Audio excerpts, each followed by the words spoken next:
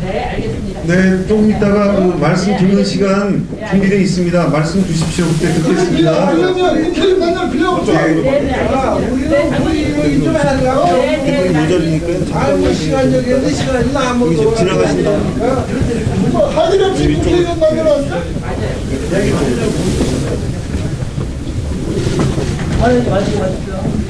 네, 이제 곧 행사 시작하겠습니다. 네, 잠시만 기다려주십시오. 자리 정리하고 바로 오늘 모임 시작하겠습니다. 그리고 말씀들 듣겠습니다. 네.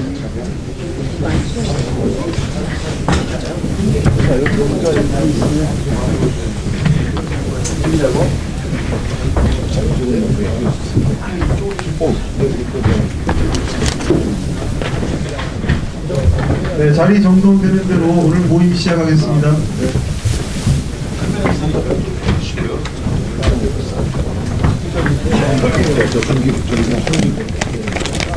중기부 국장입니다.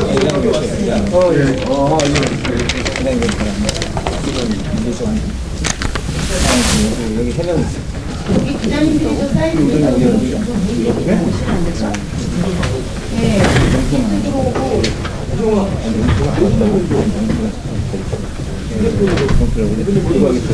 오종환 씨. 오종환 씨. 네. 이쪽으로 좀 오세요.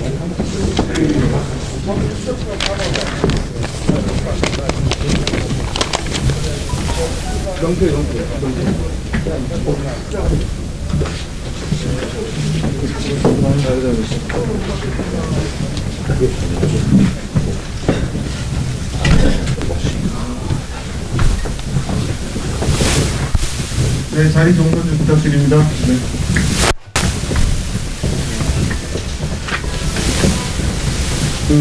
저희 민주평화당 창당 이후 첫 행사로 동대문 패션 상가를 찾아왔습니다. 평화시장이라고 하기도 하고요. 1960년대 초에 만들어진 시장으로 알고 있습니다. 북한의 상인들께서, 북한에서 오신 상인들께서 평화통일을 바라는 마음으로 평화시장이라고 이름을 붙였다고 합니다. 저희 민주평화당도 당명에 평화가 들어가 있습니다. 강한 연대감을 가지고요. 시간이 됐으므로 오늘 행사를 시작했습니다. 저는 민주평화당의 당원 이현입니다. 그럼 잠시 자리에서 일어나셔서 국민의 색감을 진행하겠습니다. 국기를 향해 주시기 바랍니다. 국기에 대하여 경례. 바로 네, 자리에 앉으십시오. 애국가는 생각하겠습니다.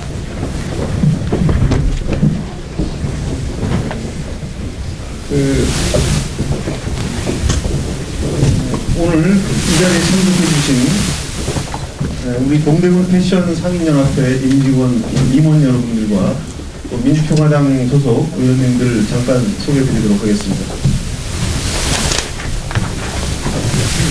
먼저 동대문 패션 상인연합 회장이시고 상인상가 상인연합회 회장이신 이준열 회장님 소개드리겠습니다. 또 남평화상가 상인연합회 김광준 회장님 소개드리겠습니다. 신평화 패션타운 상인연합회 한영순 회장님 소개드리겠습니다. 평화시장 상인연합회 이무열 회장님 소개드리겠습니다. 네, 감사합니다. 이무열 회장님이 안 오시고 수석 부회장 박종현입니다. 예, 수석 부회장님께서 대신 참석하셨습니다. 감사합니다. 동평화시장 상인연합회 이종영 회장님 소개드리겠습니다. 오늘 참석이 안 되셨군요. 벨포스트 상인연합회 윤남명 회장님 소개드리겠습니다. 제가 본부장인데. 예, 본부장께서 오셨습니까? 데리러. 데리러 오셨습니까? 네네. 네. 본부장께서 데리러 오셨습니다. 서울봉제산업협회 차경남 회장님 소개드리겠습니다. 감사합니다. 남평화상가 건물주의 김영선 회장님 소개드리겠습니다. 반갑습니다. 네, 감사합니다. 마지막으로 남평화상가 주식회사 박의식 대표이사님 소개드리겠습니다. 네, 감사합니다. 그리고 오늘 그 중소기업부 상생협력 정책관 이호연 국장께서 참석하셨습니다. 네. 민주평화당 소속 국회의원님들은 앉으신 순서대로 소개해드리겠습니다. 조배숙 당대표님 소개해드리겠습니다. 반갑습니다. 또 바로 옆에 정동영 부장님 자리하셨습니다. 안녕하세요. 그리고 장병환 그 원내대표님 자리하셨습니다. 윤영일 최고위원님 소개해드리겠습니다. 김경진 의원님 소개해드리겠습니다. 최고위원이십니다. 네. 민주평화당 정인하 사무총장님 소개해드리겠습니다. 이용주 의원님 소개해드리겠습니다. 박주현 의원님 소개해드리겠습니다. 아직 소속이 당적이 아직 바뀌지 못하셨습니다. 네. 최경환 의원님 소개해드리겠습니다. 저희 대변인 맡고 있습니다.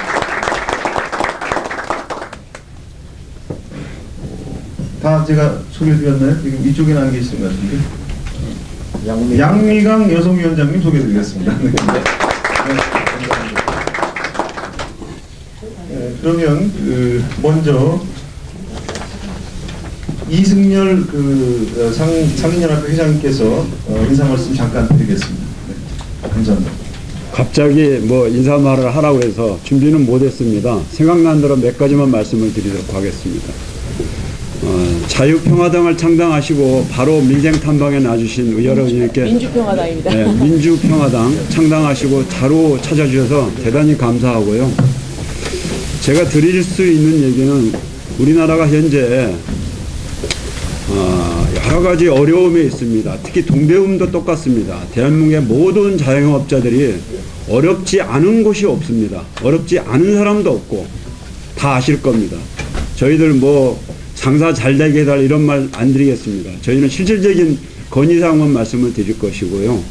참고로 동대문은 약 40개의 도소매 점포로 이루어져 있고요. 도소매 상가로 약 16만 명 정도 종사자가 있습니다. 연 매출이 통계상으로 뭐 정확한 건 아닙니다만은 약 12조에 달합니다.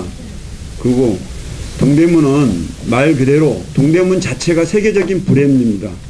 명품을 지향하는 중저가 브랜드로서 상당한 그 파급력과 한류의 영향을 가지고 세계적으로 뻗어나가고 있지만은 아쉽게도 어려운 나라 사정과 국외 사정으로 인해서 지금 침체기를 접어들고 있습니다. 이런 부분들을 부디 살펴서 여러 의원님께서 민생을 좀 보듬어 주시고 과연 국민들이 무엇을 원하고 무엇이 답답한지를 좀 가려운 데를 긁어주시고 들어주셨으면 감사드리겠습니다. 이상입니다. 네, 감사합니다. 네, 민주평화당 조배숙 당대표께서 인사 말씀 잠깐 드리겠습니다. 안녕하십니까. 민주평화당 당대표 조배숙입니다. 오늘 이렇게 여러분들 뵙게 돼서 반갑습니다. 특히 동대문 패션 상가, 원래는 평화시장으로 더 유명한 곳이었습니다. 근데 우연인지는 모르겠지만 저희 민주평화당도 당명에도 평화가 들어갑니다. 그래서 어떤 아까 연대감을 느낀다고 했는데 어떤 공통점이 있다. 특히 평화통일을 바래서 그런 이름을 장명을 했다고 하는데 저희들 역시 이 평화가 중요하다고 생각해서 당명에 이름을 꼭 평화를 넣어야 된다. 이런 의원들의 의견이 많으셨고 그래서 첫 출발이 또 이쪽을 방문하게 돼서 의미가 깊다고 생각을 합니다. 동대문 패션 상gam은 정말 세계적으로 유명합니다.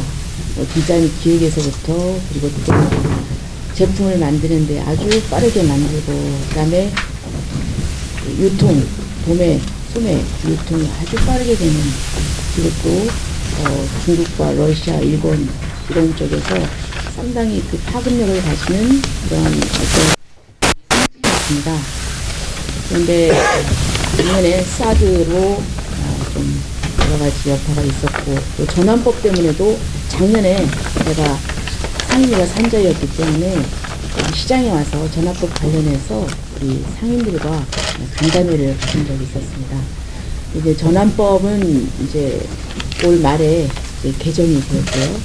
그리고 또 사드 여파도 좀 풀리긴 했지만, 또 말씀을 들어보니까 최근에 중국 제품이 범람해서 많은 그 걱정을 하고 계십니다. 제가 사실 어렸을 때 고등학교 때 한 3년 동안 이 근처에서 살았습니다. 그때도 제 눈에 선합니다. 그때는 동평화 시장 뭐 이렇게 해서 제가 이 근처를 자주 다니고, 그런데 그 시장이 정말 이렇게 패션 상가로 변화되고 이런 걸 보면서 참 대한민국이 정말 역동적인 발전을 하고 있구나 이런 생각을 했습니다. 또 잠깐 우리 간담회 시간에 들으니 이 청년 일자리 문제를 얘기를 하셨습니다.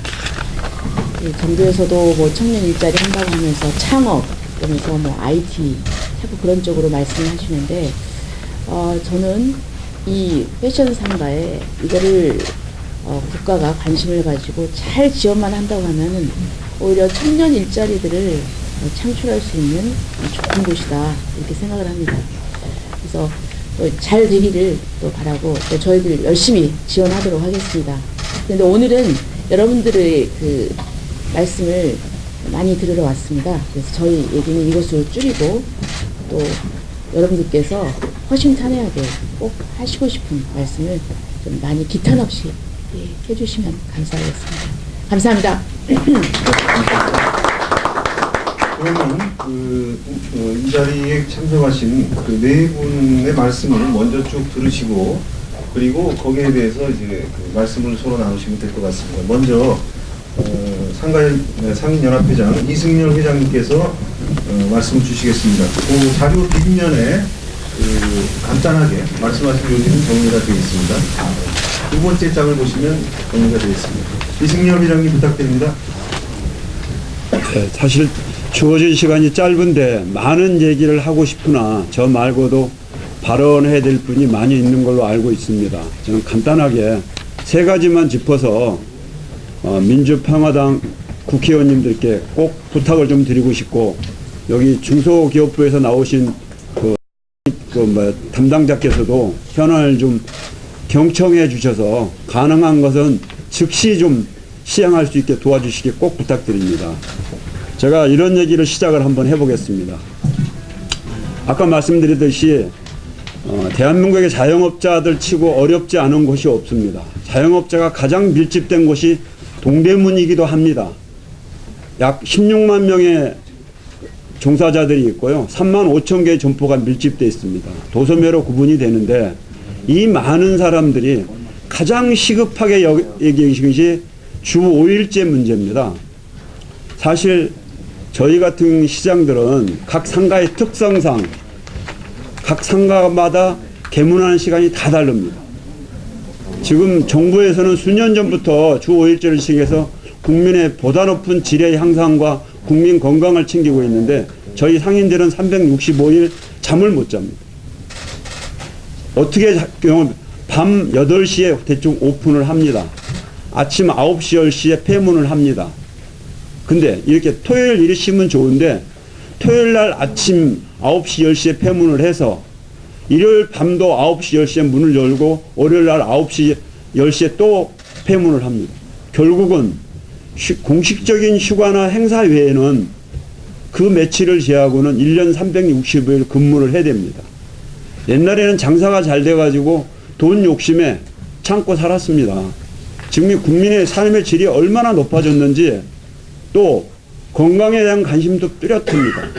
아까처럼 앞으로 많은 얘기가 나오겠지만 동대문에서 창업을 하고자 하는 젊은이도 많이 있습니다. 근데 문제는 젊은이들이 유입이 안 되는 대표적인 이유가, 대한민국에서 지금 어느 직장을 가보시면 돈을 아무리 많이 줘도 밤에 야간 근무를 한다, 뭐 주 5일 쉬지를 않는다, 아주 오지 않습니다. 자기 아들을 장사시키고 싶어도 자기 아들이, 아버지가 평생 이룬 가업을 이뤄받고 싶어도 아버지가 밤에 근무해야 되잖아요. 나 그거 싫어요. 돈도 싫고 나 그냥 조금 받는 데서 주 5일제에서 정시 퇴근하는 거 원한다고 그럽니다. 저도 직원을 수없이 뽑아보지만 제일 먼저 와서 물어보니까 급여가 얼마입니까? 안 합니다. 주 5일 근무 합니까? 안 합니까? 이렇게 물어봅니다. 대다수 상인들이 절대적으로 원하고 있습니다. 근데 각 상가의 특성상 품목이 겹칩니다. 예를 들어서 신평화, 동평화, 통윤상가, 남평화 품목이 부인복이 각각 시장마다 있다면 자율적으로 해서 어떻게 주 5일제를 시행하려고 논의도 해봤습니다. 근데 결론은 어느 시장이 반대를 한 시장이 다 자율적으로 시기로 했는데 저 시장에서 여니까 저하고 나하고 품목이 되니까 저 시장이 열면은 저 시장에서 떡을 살 것 같거든, 옷을. 그러니까 나도 열어야 돼. 나도 열어야 돼. 그러니까 이 합의가 공론화가 물거품이 되는 겁니다. 이러니까 여러분 알다시피 주 5일제 시행은 강 건너 불이고요. 시행할 수가 없는 상황이 됩니다. 대다수 절대 상인들이 대부분 도매상가에서는 이거를 절대적으로 원하는데 이해 조정을 해줄 당사자가 없어요. 왜? 직권으로 하든지 아니면 강제 조정을 해주시든지 해서 이 장사도 안 됩니다. 진짜. 이럴 때 건강이라도 좀 챙겨야 되는데 다수들이 이제는 동대문이 옛날처럼 활성기는 사실 지난 건 맞습니다. 그렇다 그러면은 국민 건강 차원에서라도 강제적이든 간에 조정을 하든 간에 어떤 대책을 세워서 이 동대문에 약같이 말씀드린 이 거대한 규모가 장사도 하고 인간적인 사업을 누릴 수 있도록 중소기업부가 됐던 민주평화당이 됐던 TF팀을 만들어서 시행에 대한 어떤 지원을 해주든지 대책을 세워주시고 그것이 안 되더라도 조종자 역할로서도 동대문 상인들의 의견을 들어서 주 5일제가 시행되도록 꼭 좀 간절히 부탁드리겠습니다. 그리고 두 번째, 그리고 동대문은 여러분 알다시피요, 각 상가 현실들이 창업 시기가 다 틀립니다. 약 1960년부터 순차적으로 문을 열었습니다. 아까 말씀 민주평화당처럼 평화시장이 시초입니다. 거기 신평화, 동평화, 남평화, 청평화, 평화가 안 들어가면 동대문은 얘기할 수가 없습니다. 깊은 인연이겠죠. 근데 문제는 여기 시장들이 60년대 건물이 지어지다 보니까 소방에는 너무나 열악하다는 거. 물론 최근에 지어진 쇼핑몰들은 엄청난 두타라든지 밀레오레, APM 이런 데는 최고급 시설입니다. 쇼핑몰. 화재에는 전혀 문제 없습니다. 연세 세브란스 병원 불났듯이 좋게 진압될 거예요. 그러나 평화가 들어간 시장, 전통시장으로 구분되는 데는 화재에는 진짜 취약합니다. 여러분들 제가 참고로 이 화재라는 것은 여러분 안 나면 좋아요. 났을 때는 대책이 없어요. 동대문은 특성상 다 섬입니다. 만약에 화재가 한 번 산사가 났다 그러면 여러분들 생각하는 동대문은 방문하는 고객 수라든지 종사자들을 따져서 그 밀집도로 따지면은 세계에서 가장 밀집도가 높습니다.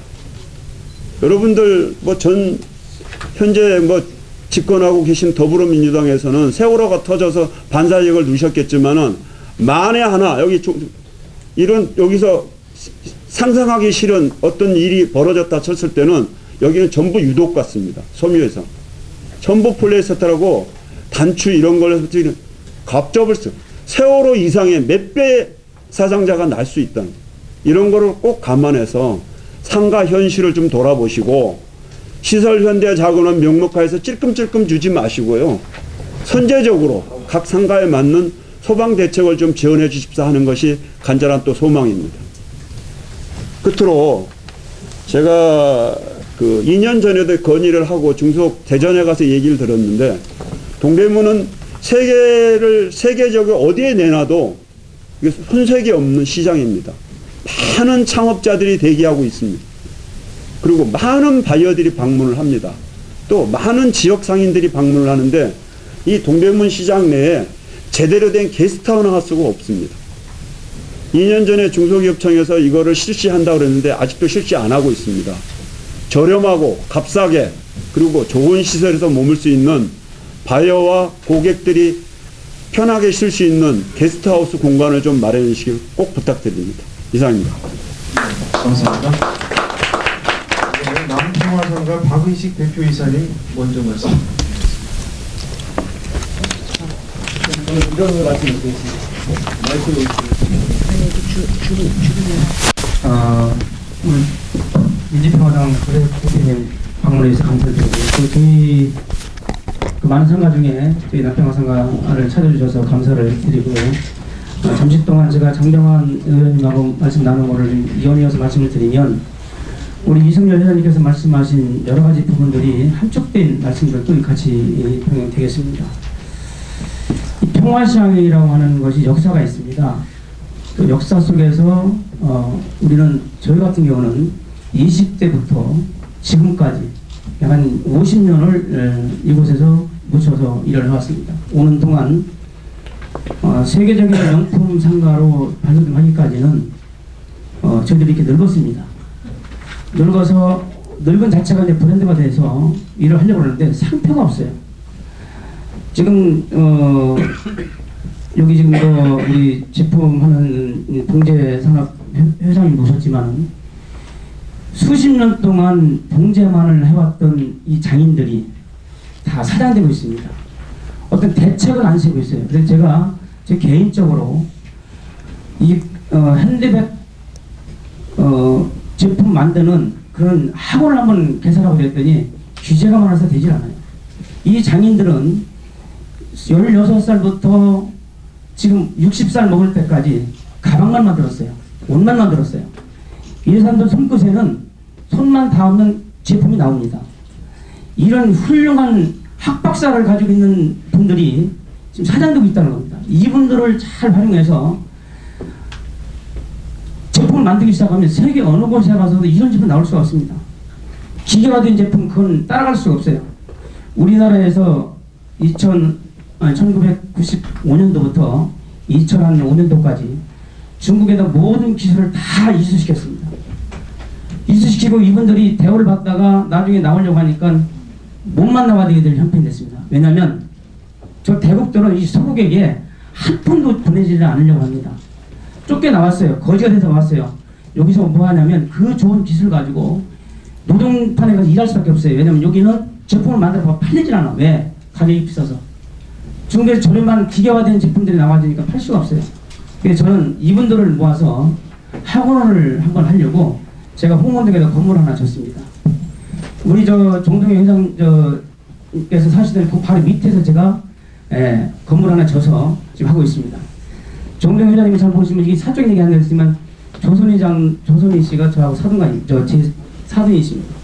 하여튼 이런 관계인데 거기서 그 장소를 한번 살리면서 제가 재개발도 반대하면서 새로운 여건을 만들었는데 지금 상권은 그렇습니다. 이 제품이 잘 나온다 할지라도 가격 차이 때문에 안 된다고 하지만 사실은 우리나라 기술진으로 만드는 제품 중국 제품하고 경쟁해도 얼마든지 이길 수 있는 그런 제품을 만드는 가격도 충분합니다. 중국도 이제는 인건비 상승이 돼서 할 수가 없어요. 그래서 저는 바라기는 이런 학원 정말 장인들을 살려줄 수 있는 그런 제도를 만들어서 우리나라가 우리 얼굴을 가질 수 있도록 대한민국을 가질 수 있도록 지금 한국 제품이 매년 코리아만 가지면 세계 어느 곳에 가든지 세계 1위입니다. 한국에서 1위면 세계에서 1위예요. 저희들도 마찬가지로 한국 제품 아니면 사 먹지 않고 사지도 않습니다. 제가 독일 가서 한 달 동안 있어 봤는데 독일에서 매년 코리아는 인정해주지만 차이나나 일본 지금 인정 안 해요. 왜냐하면 일본 것도 다 중국에서 만들어왔다고 생각하기 때문에 사질 않아요. 그러나 대한민국 거는 코리아만 붙으면 이건 한국 거기 때문에 인정을 받습니다.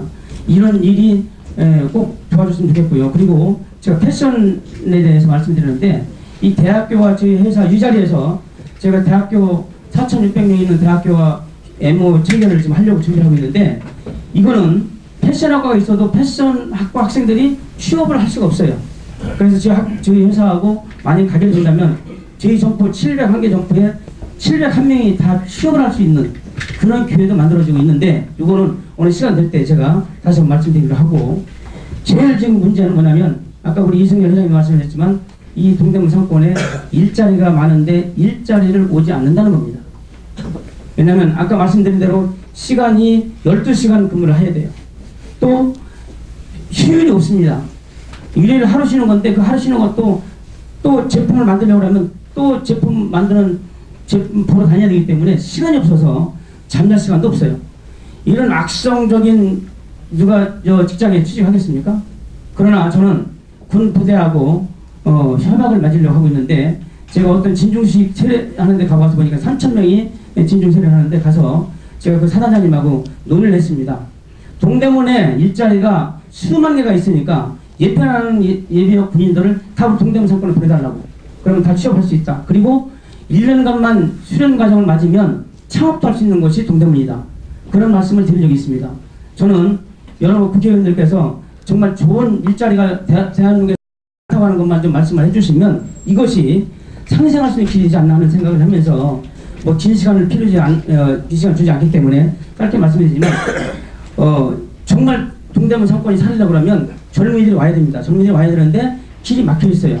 야간 시장 또 일주일 동안 일해야 한다는 것 등등이 너무 어려운 여건이 있기 때문에 여러분들께서 좀 도와주시면 이런 일들이 잘 되어질 거 알고 있고요. 마지막으로 제가 지금 기동대를 좀 말씀을 드리게 되는데 이 기동대를 사실은 여기 어떤 역세권과 또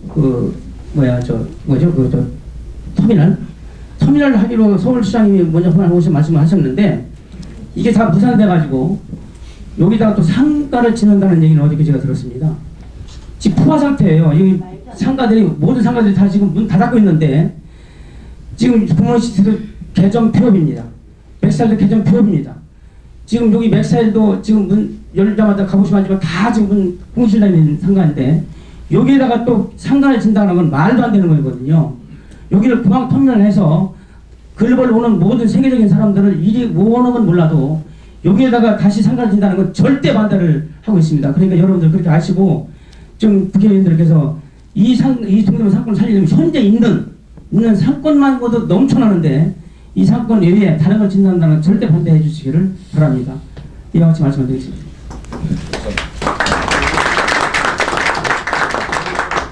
이번엔 서울 봉제산업협회 차경남 회장님 말씀 드리겠습니다. 네, 자 반갑습니다. 제가 알기로 6일날 창단식을 하시는데 너무 힘들하신 것 같고요. 아까 평화라는 말이 들어가는데 평화라는 건 얘는 친근한 의미예요. 사실 우리 평화시장을 대표하시는 당 같아가지고 그렇게 되기를 바라는 마음이에요. 저는 이제 서울 봉제산업협회지만 실제적으로는 부모님부터 상판 따라집니다. 이북에서 피난 내려와서 나와가지고 남대문 평화시장서부터 자라가지고 한 사람이고요. 실제 도매도 오래 했고요. 한 40년, 30년 가까이 했고요. 저는 한 두 가지만 오늘 좀 말씀드리는데 의원님께서 아시겠지만 이 평화시장이라는 것은 사실 아시아에서 가장 규모가 큽니다. 한 도소매하고 33,000개 정도 있고 그 33,000개에 또 한 3분의 1은 도매역이고요. 근데 많은 분들이 이 동대문을 얘기할 때 우리가 이제 서편제, 동편제 이렇게 얘기하는데 이 도매는 잘 얘기 안 해요. 소매는 많이 부각이 됐어요. 그래서 소매도 부각되고 또 최근에 디자이너들은 부각 많이 됐어요. 지원도 참 많아요. 근데 실제적인 상인이나 이 정통적인 아시아에서 가장 큰 이 도매 시장은 지원하는 게 거진 없는 걸로 알고 있고요. 제가 사실 이 도매라는 개념 때문에 아마 전 세계를 한 6바퀴를 돌았어요. 많은 나라를 봤는데 오늘 많이 얘기하신 것처럼 뭐 야간에 하는 장사는 저희 나라밖에 없고요. 그건 분명히 개선돼야 된다고 봅니다. 동대문 시장에 저희가 지금 걱정하는 거는 뭐냐면은 저희가 한 20년 전부터 일본 바이어가 많이 들어서 수출을 많이 했어요. 거의 한 60%가 수출 가까이 있거든요. 그 다음에 그 일본 바이어들이 좀 빠져나가면서 약간의 그 러시아 팀들이 러시아 사람들이 오셨는데 그걸 받은 게 중국이었어요.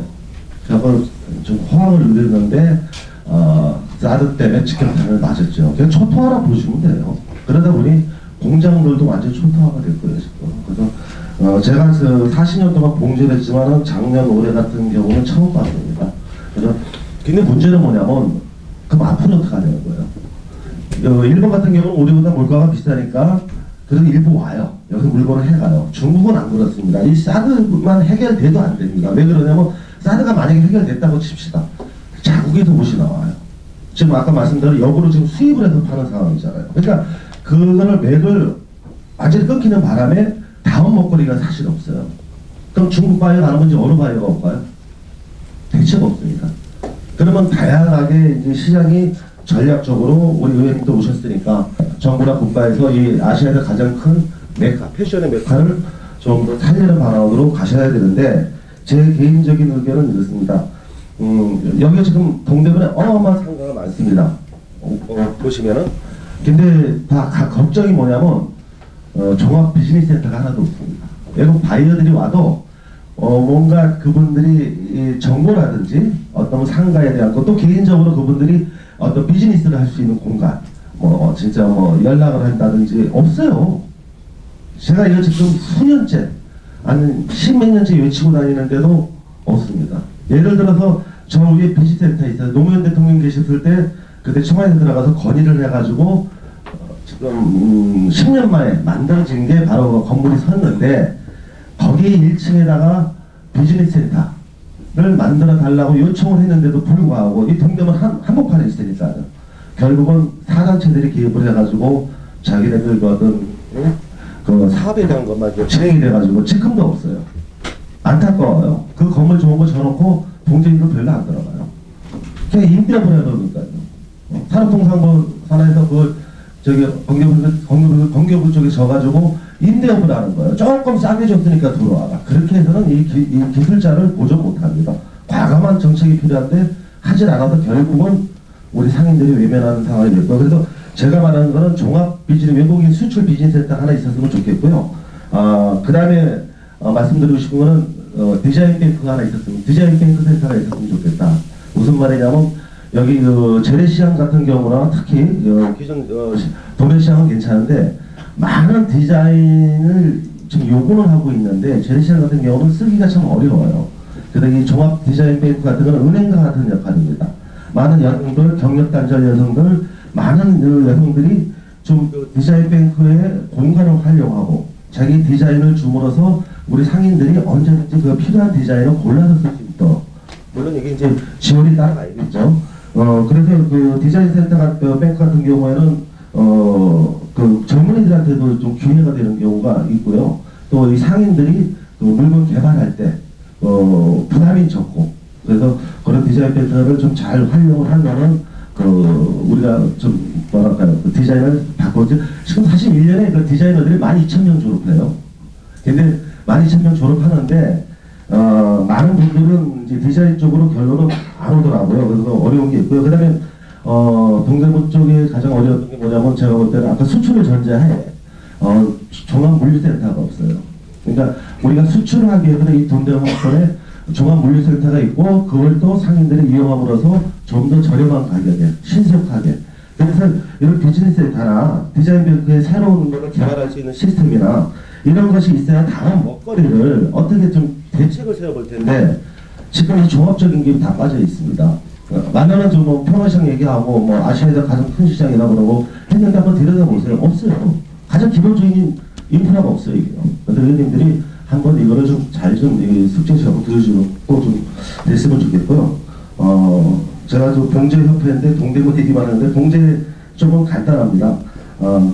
동대문이 잘 되면 저희가 먹고 살아요. 근데 잘 안 되니까 못 먹고 살고 지금 이렇게 걱정인데, 제가 이거 하나 보여드릴게요. 저희가 여기 웹이거든요. 이게 이제 웹인데 여기 바뀔 겁니다. 이 로그인이 지금 못 돌아가요. 무슨 말이냐면 저희 공장들은 공실이 많고 소공인이다 보니까 사방 이게 막 정보가 안 돼요. 공장에서는 뭐 컴퓨터도 없는 데가 한 70~80% 돼요. 그러니까 스마트폰은 돼요. 그래서 이 웹이 뭐냐면 내 공장이 지금 쉬고 있다. 우리 공장은 이렇게 생겼다. 이런 일감이 있다를 공유하는 웹이에요. 일감을 구할 수 있는. 그걸 했는데 이것까지 만들고 진행 중에 이제 예산이 없어서 못했어요. 이거 한 4년 전에가 내가 중소기업청에 대해 건의를 했거든요. 담당자가 못 알아들었어요. 그때 당시에 4년 전에. 그래서 지금 이거 하나조차도 없어요. 봉제 공장들이 지금 서울 주변에 한 4만 개 가까이 되는데, 이 일감은 어떻게 구하냐면 대표님하고 소주 먹으면서 물어봐요. 당구치다 물어봐요. 안 돼요, 네트워크요. 그러니까 다양한 네트워크를 가지려면 스마트폰으로 우리 공장이 지금은 공실이 있다. 얼마나 물건을 만들어졌다는 걸 누구한테 알려야 되는데 알릴 수가 없어요. 그래서 이런 웹이 좀 만들었으면 좋겠고요. 그 다음에 아까 말씀은 또 이렇게 기술자 양성하는 거는 저희가 협회에서 지금 몇 개 대학교를 선정해서 뽑아갖고 자료로 현장에서 교육을 지금 어렵게 하고 있는데 반응이 워낙 좋습니다. 그래서 많은 학생들이 작년에도 이렇게 해왔는데 바라는 게 뭐냐면 현장에서 경험을 하길 바라요. 근데 그 경험할 수 있는 시스템이 없어요. 그러면 공장이라든지 하는 사람들한테 다 희생을 강요해요. 그렇게 해서는 기술은 절대 전수가 안 됩니다. 시스템이 마련돼야 됩니다. 그래서 하고요. 이건 이제 나머지는 뭐 그냥 우리가 그나마 정부에서는 소상공인들 많이 얘기하는데 특히 봉제 쪽은 노동부 안전공단에서 클린 사업에서 지원하는 게 있었어요. 몇 년이요. 물품. 근데 그거마저도 없어졌어요 지금요. 그래서 직접적인 지원은 봉제 관련은 지금 하나도 없다고 보시면 돼요. 그래서 정부에서 많은 정책을 내놓지만 실제적인 여기 계신 분들은 그걸 받지도 못해서 되게 춥습니다.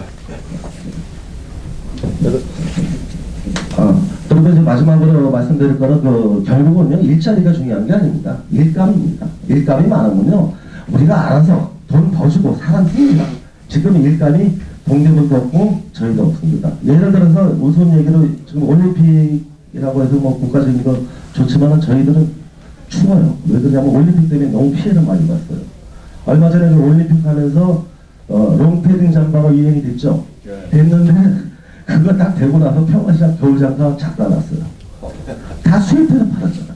브랜드가 와가지고 어떻게 개입을 해갖고 베트남, 미얀마에서 수입했습니다. 그래갖고 그게 유행이 되니까 대나무는 다 수입을 해버렸어요.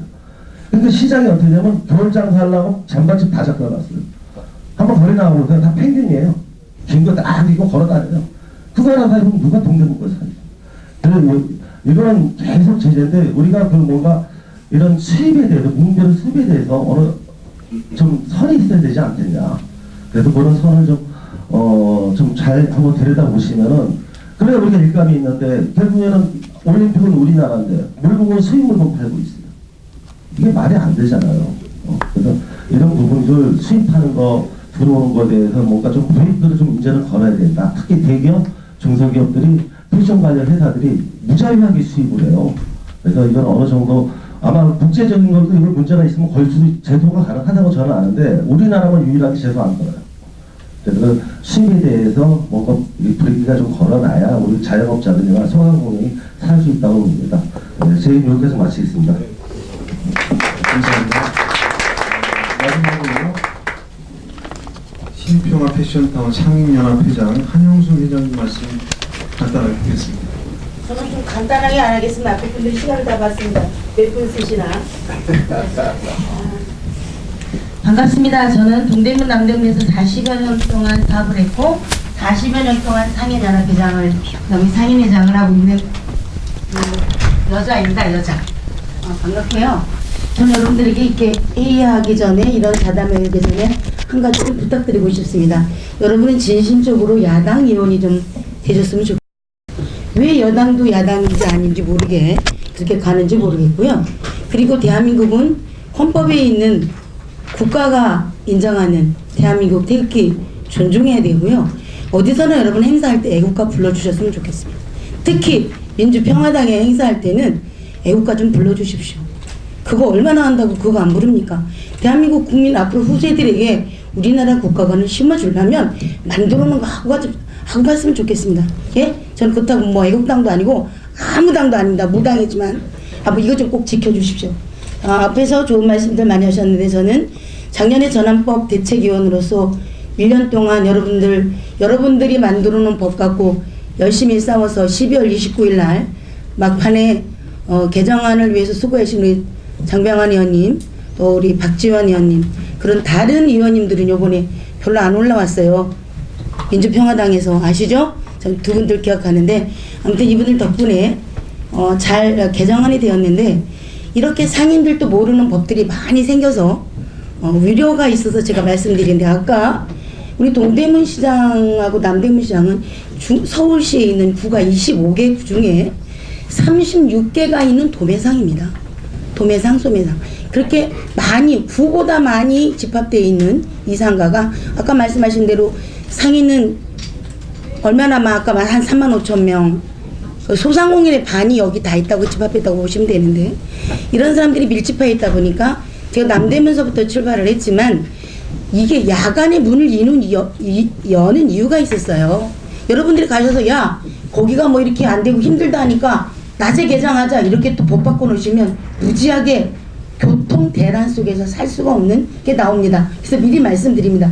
법이라는 것은 하나만 가지고 진행되는 게 아니라 이것저것 대차대를 좀 보고 여러분들이 법을 만드셔야 되는데, 여러분 누가 이러면 올소, 질소, 탄소, 통과 이렇게 하고 계시지 않습니까? 저는 이거 우려되니까, 동대문이 유명해진 이유는 야간 도매시장입니다.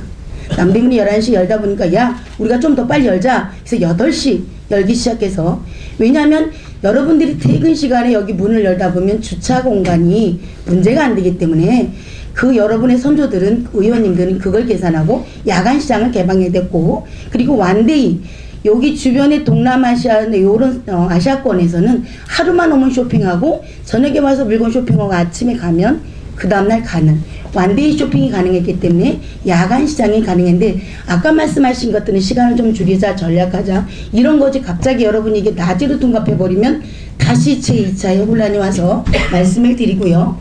또한 이전 지역에는 동대문 시장이라고 있는 경쟁이 좋은 바운더리 아래 뭐가 있냐면 DDP라는 것은 서울시가 지금 운영하고 있죠. 유어스 서울시가 운영하고 있죠. DDP라는 곳에 빈티지 제품을 팔고 있어요. 그럼 대한민국에서 여기서 지금 제품들을 하라고 하는 겁니까? 말라고 하는 겁니까? 자, 헌옷 갖다가 DDP라고 서울시 명명하에 이거 팔고 있어요. 그러면 동대문의 업자들이 무슨 재주로 제품을 알고, 저도 아까 우리 차경남 회장님 말씀 잘하셨는데, 지난번에 여러분들 이전에 다른 당 의원들이 오셨어요. 저 사정없이 혼냈어요. 무슨 일자리냐. 정부에서 일자리가 나오면 아닙니다.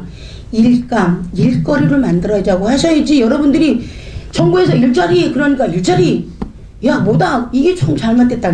그래서 야당다운 야당이 좀 되어달라는 거예요. 그래서 일자리보다는 일거리. 여러분들이 왜 겨우 못했습니까? 우리가 전에는 수박으로 우리나라 국수 먹고 살던 지역 세상 사람들 아닙니까?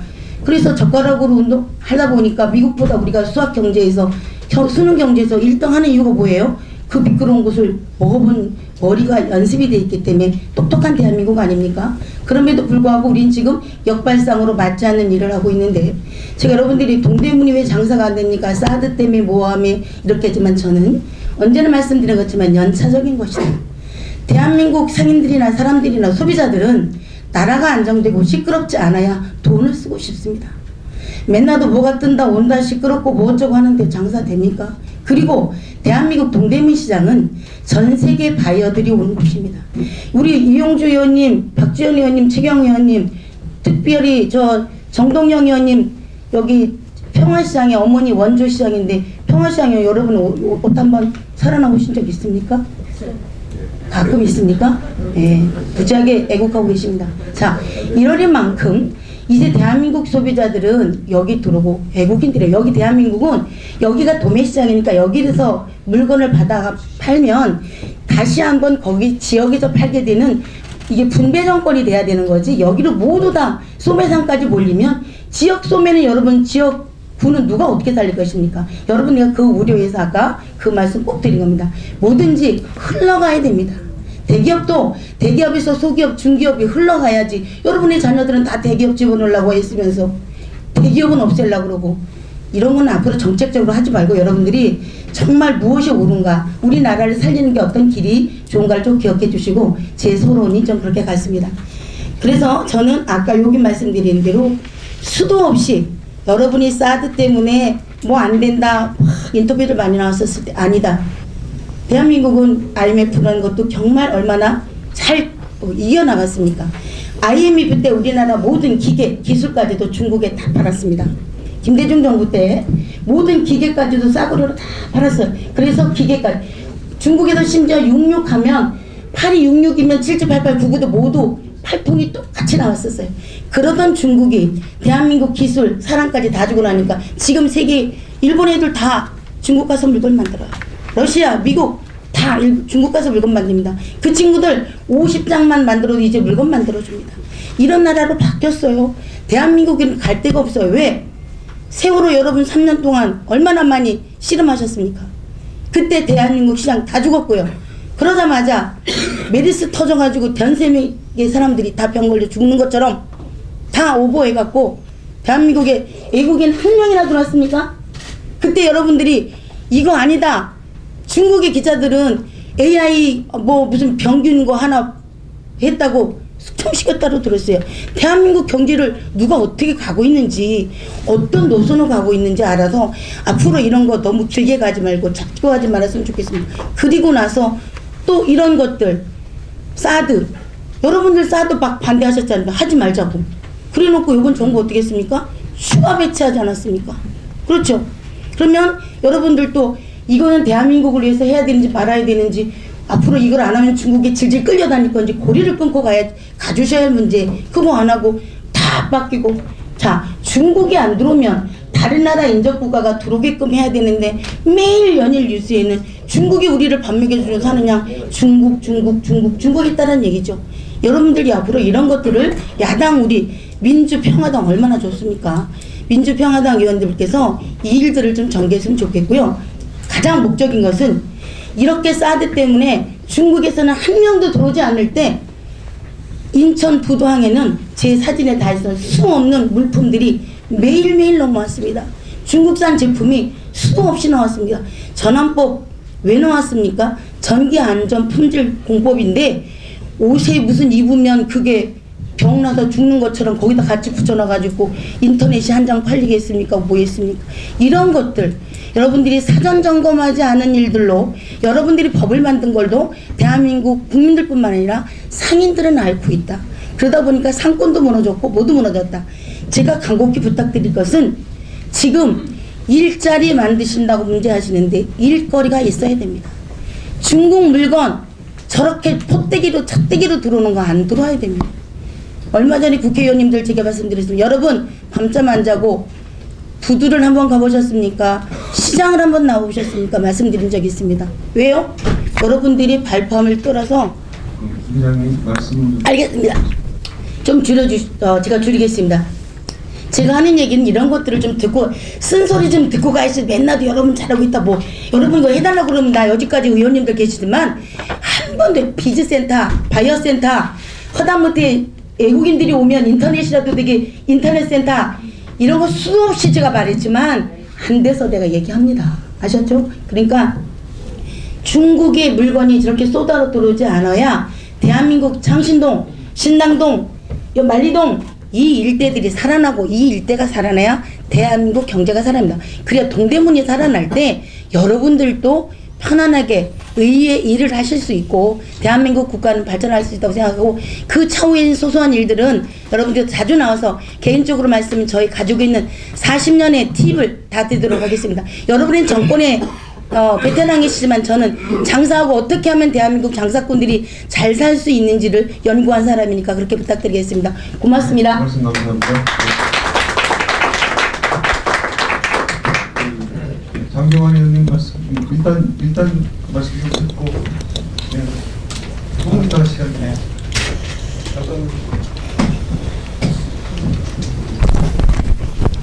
네, 반갑습니다. 저는 민주평화당의 원내 대표를 맡으면서 동시에 국회 산업부망자원 중소벤처기업위원회 좀 위원장을 맡고 있습니다. 한효순 위원장님께서 아까 말씀하셨다시피 작년에 사실은 현장의 실정을 모르는 전환법 제정이 되어가지고 1년간 유보해가지고 겨우 작년 말에 전환법 개정을 이제 통과시켜서 그나마 다행입니다만은 아직 새로이 이 개정된 전환법마저도 여러분들 마음에 아직 다 들지 않는 부분이 많이 있다는 것을 알고 있습니다. 네, 그러한 목소리를 또 저희들이 듣고 또 지금 여러 가지 말씀해 주신 사항을 정말 오늘 잘 듣고 그걸 정책은 정책 또 예산 지원은 지원 이런 대책을 마련하기 위해서 저희들 왔는데요. 우선 또 지금 네 분이 말씀을 해 주셨는데 저희들이 어떻게 하겠다는 거다 저희 답변도 전혀 혹시 못 듣고 시간이 좀 종료되도 않을 것 같아서 제가 간단히 그동안 말씀 주신 것에 대해서 좀 답변을 드리도록 하겠습니다. 크게 지금 말씀해 주신 것은 이 시장이 5일 근무를 주 5일 근무를 못하다 보니까 거기에 따르는 젊은 인력들의 유입이 안 되는 어떤 시장 운영 체계와 관련된 문제 그리고 최근에 예를 들어 대구 서무시장 같은 경우라거나 뭐 재래시장들의 화재가 많이 나고 뭐 요즘 병원들에서도 많이 납니다만은 지금 이쪽 평화시장이 굉장히 화재에 그렇기 때문에 어떤 특단의 어떤 소방 대책이 필요하다는 문제, 그리고 특히 이제 예산이 지원이 필요한 게스트하우스, 비즈니스센터, 뭐 디자인뱅크, 그다음에 여러 가지 클린 공장 지원, 그다음에 앱 개발 지원, 뭐 이런 예산 지원이 필요한 분야에 대한 문제, 그리고 우리 특히 박의식 대표님이 이 젊은 인력들 유입할 수 있고, 그리고 또 우리 그 정말 숙달된 그 전 세계의 1위를 달리는 그 숙련된 노하우를 전수해 줄 수 있는 어떤 인력 양성 체계가 좀 필요하다는 것, 그리고 중국 저가 제품이 이제 범람을 하니까 거기에 대한 수입 규제와 이런 그래서 기본적으로 종합적인 어떤 일감을 확보를 하는 것이 다른 어떤 것이 보다도 급하고 공공부문에서 일자리를 만드는 것이 급한 게 아니다 하는 그런 말씀을 주셨습니다.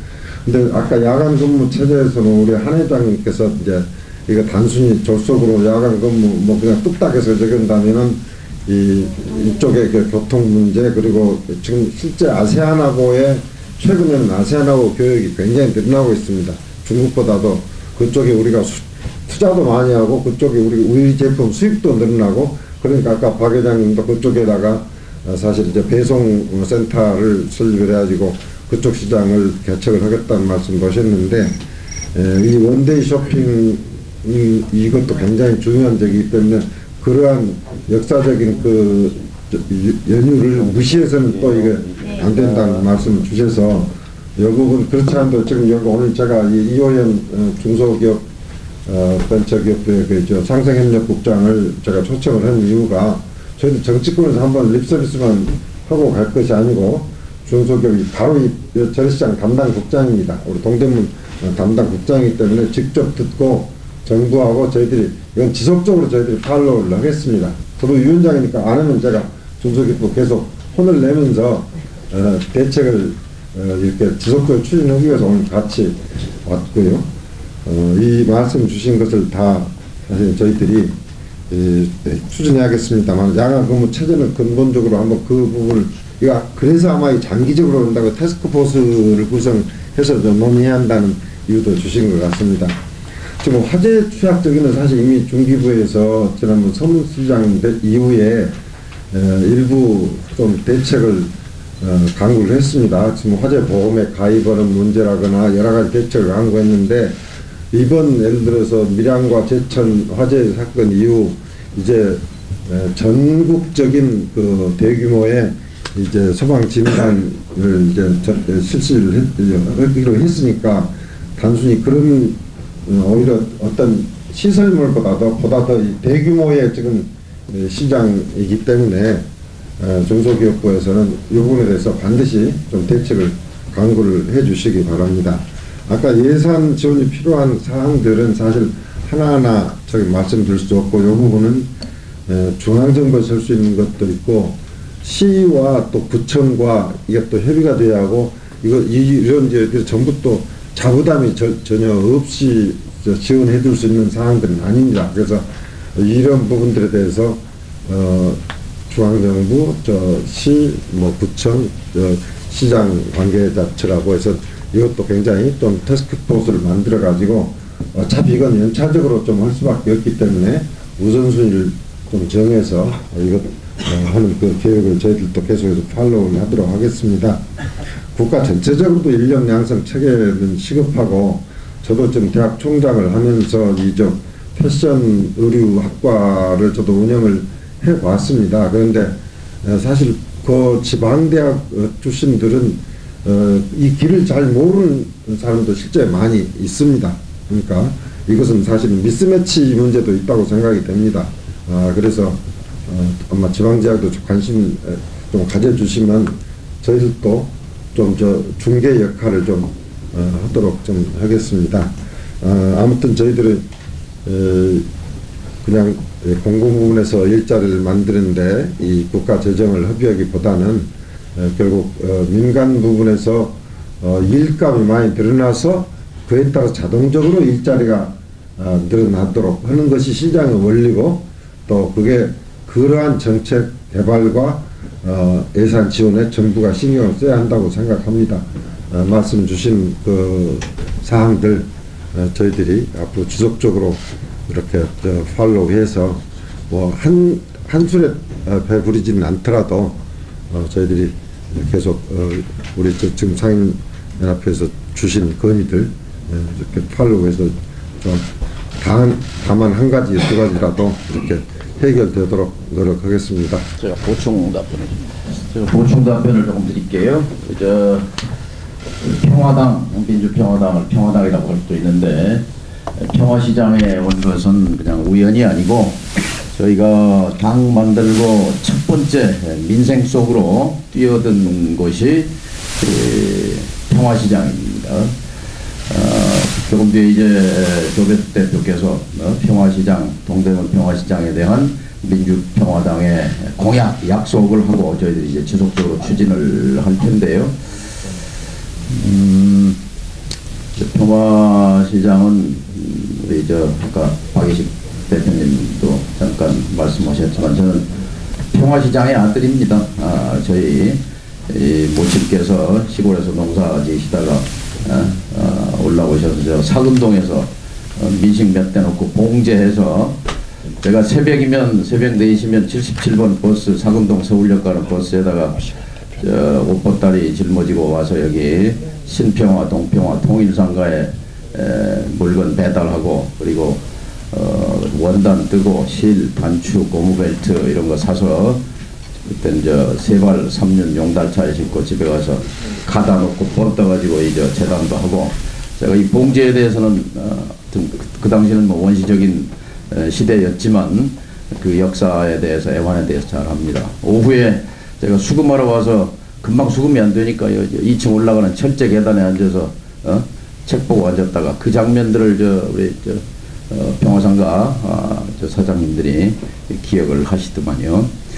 어쨌든 저는 민주평화당이 이름은 거창하게 지었지만 평화시장에 여러분들의 애로사항 해결하는 것이 그것이 당이 사는 길이고 또 정치하는 그 존재 이유, 그 목적이라고 생각을 합니다. 또 이것이 평화당을 위해서도 또 국민을 위해서도 필요한 일이라고 생각하는 것은 10여 년 전에 당시에 열린우리당을 창당하고 첫날 찾아간 곳이 남대문 시장이었습니다. 거기서 상인들과 계약을 맺었습니다. 뭐냐?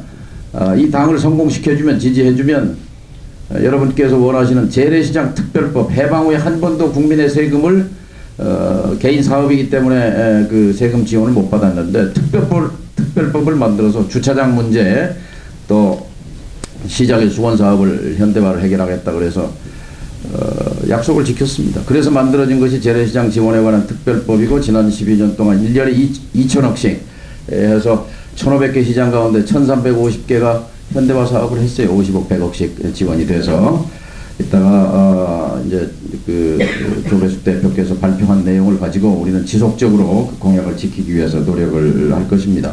결국은 이게 이제 정치인데요. 왜 강남 집값이 오르느냐? 계속해서 강남에 돈이 투자되기 때문에 그렇습니다. 지하철, 고속도로, 100층짜리 빌딩, 지하 광장, 앞으로 몇 년 동안 강남에 쏟아질 돈이 100조입니다. 100조. 그러니 돈이 쏟아 부어지니까 올라가지요. 그래서 서울시와 중소기업부를 만든 이유도 바로 여기에 있다고 생각합니다.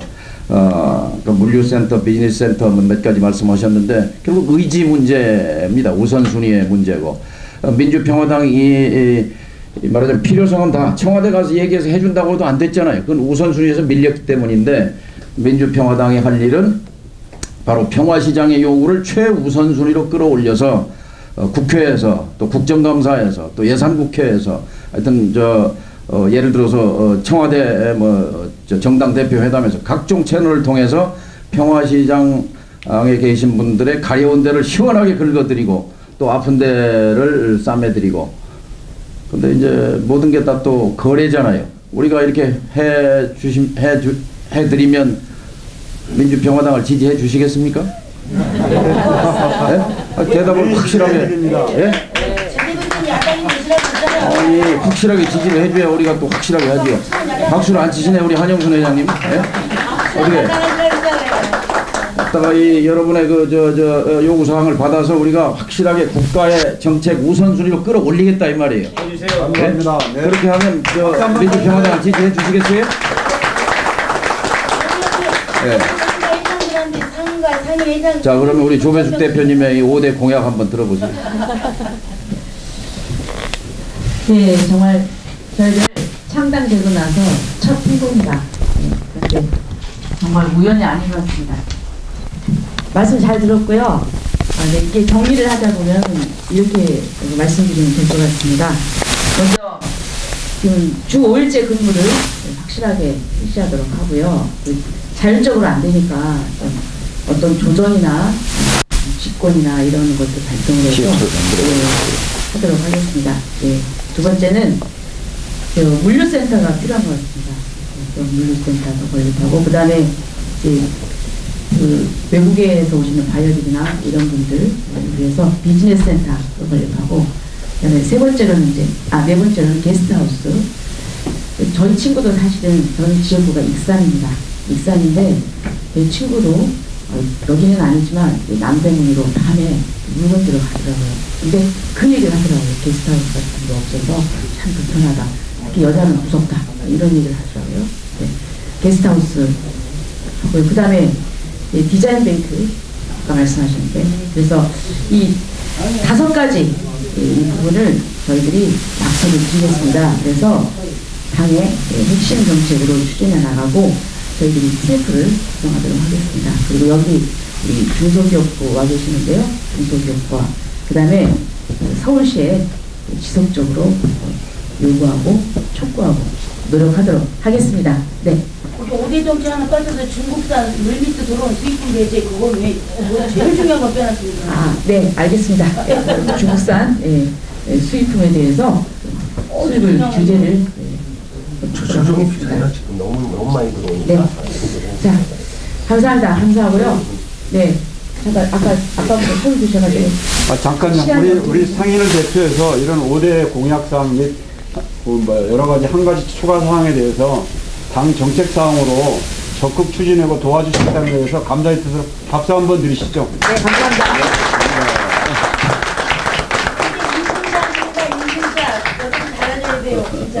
네, 충분한 시간을 가지고 좀 더 말씀을 드려야 되는데 정해진 시간에 진행하다 보니까 시간이 좀 부족한 상황입니다. 현장 가보셔야겠네요. 그거 말씀. 충분히만 말씀드릴까요? 네, 말씀. 네. 진짜 평화시장이에요. 원주 평화시장입니다. 이 앞에 2088칸 1954년부터도 여기 우리 평화시장이 생겨가지고 정치인들이 그렇게 말해요. 박정희가 하는 얘기예요. 한국의 산업의 발전은 평화시장에서 속되었다. 또 문재인 대통령도 지난 현충일날 조금 말했죠. 평화시장의 역사라고, 미싱사가 역사라고. 그랬고 그런데 이제 우리 정동영 의원님하고 나하고는 수십 년 같이 이렇게 민주화를 해왔는데 나는 아직 원내를 못 들어갔네. 그래가지고 김대중 대통령님이 이제 평화민주당을 창당해가지고 평화시장을 제가 모시고 왔어요. 우리 평화시장을 그때 모시고 와가지고 굉장히 민주평화당이라는 걸 보니까 그때 생각이 번쩍 떠올라요. 희망입니다 이게. 아주 반갑습니다.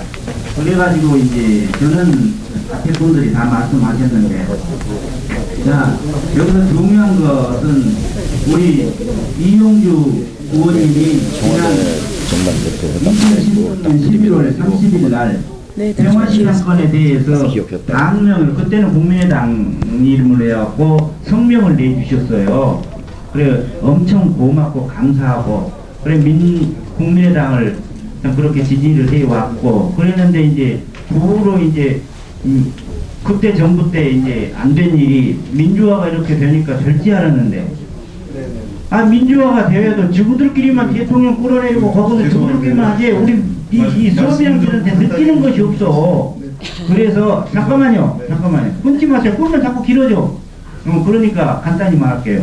그래서 지금 제일로 문제가 뭐냐면은 자 시장 민주화가 안 되고 있다 우리나라가. 이거를 좀 해주셔야 됩니다. 그러면 여러분들이 우리 국회 의원님들이 할 일이 뭔가? 그러면 시장 관리자가 상인들 몰래 금전적으로 몰래 이렇게 이득을 취해 먹다가 계속 이득을 취해 먹으면은 바로 시장 관리자 지정을 취소하는 그런 법이 없어서 취소를 못한대요. 구청에서 어디 가서. 그러고 검사도 그러고 판사도 그러고 그렇대요. 그럼 이것을 빨리 국회에서 좀 만들어줘야 되지 않겠어요? 이 관리비 문제하고 전국적으로 상가뿐만 아니라 아파트고 뭐고 난리들인데 그럼 부정행위가 드러나면 계속적으로 드러나면 그냥 취소하는 그 법이 뭐가 그렇게 막 어렵습니까? 그거를 제일로 만들어 주시고 지금 우리가 제일로 불만이 검찰입니다. 검찰이 이거는 검찰도 아니에요. 공정한 법을 집행을 안 해요. 요즘에 뭐 성추행 이런 것도 나옵니다만 이거는 우리는 엄청 불만이 많아가지고 우리 평화시장 상인연합회 잊었었어요.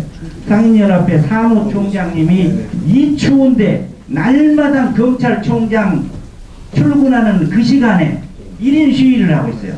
검찰총장, 부패검찰청 검사들 구속하라. 잠깐 이분 간단히 말씀. 제가 오늘 이것 때문에 만나뵈서 정말 반갑습니다. 그러니까 정말 이 소리는 정말 꼭 듣고 좀 실천에 옮겨주시기를 부탁드립니다. 죄송한데 지금 말씀 현장에서 하시면 안 될까요? 지금 현장에 할 수가 없는 겁니다. 잠깐만. 저희가 전기세 과다 관리비 과다 징수 문제로 2014년 12월에 관리회사를 고소를 했습니다. 그런데 중부경찰서와 서울지검이 무혐의 불기소했습니다. 우리가 다시 서울고검에 항고를 했어요.